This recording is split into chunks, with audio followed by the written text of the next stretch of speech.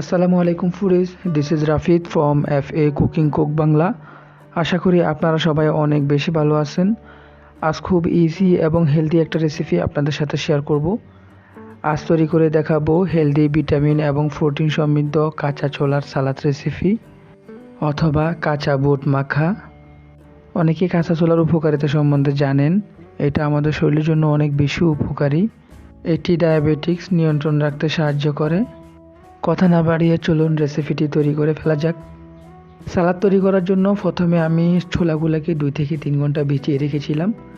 তারপর এটাকে ভালোভাবে ধুয়ে নিয়েছি। তো আপনারা চাইলে এর খোসাগুলোকে আলাদা করে নিতে পারেন, কিন্তু আমি সেটা করব না। প্রথমে অ্যাড করে দিচ্ছি শসা কুচি, সাথে দিয়ে দিচ্ছি ক্যাপসিকাম। এটা অপশনাল, আপনি চাইলে এটা বাদও দিতে পারেন। তারপর অ্যাড করে দিচ্ছি টমেটো কুচি, দিয়ে দিলাম গাজর কুচি।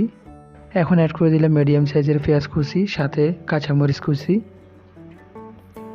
অ্যাড করে দিলাম ধনেপাতা কুচি, দিয়ে দিলাম সামান্য পরিমাণ লবণ।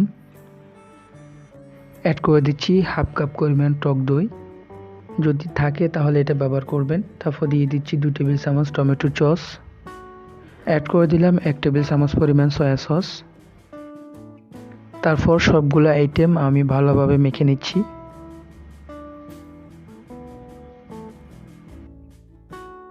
তো খুব সহজে তৈরি হয়ে গেল আমাদের কাঁচা ছোলার সালাদ অথবা কাঁচা ছোলা মাখা রেসিপি। হেলদি, ভিটামিন এবং প্রোটিন সমৃদ্ধ এই খাবার আমাদের শরীরের জন্য অনেক বেশি উপকারী। তো আশা করি রেসিপিটা আপনাদের কাছে ভালো লেগেছে। যদি ভালো লেগে থাকে অবশ্যই ভিডিওতে একটা লাইক দিয়ে দিবেন। আর আপনি যদি আমাদের চ্যানেলে নতুন হয়ে থাকেন অবশ্যই চ্যানেলটিকে সাবস্ক্রাইব করে দিবেন। এতক্ষণ সাথে থাকার জন্য ধন্যবাদ। দেখা হবে পরবর্তী নতুন কোনো রেসিপি নিয়ে। সে পর্যন্ত সকলে ভালো থাকবেন, সুস্থ থাকবেন। আল্লাহ হাফেজ, আসসালামু আলাইকুম।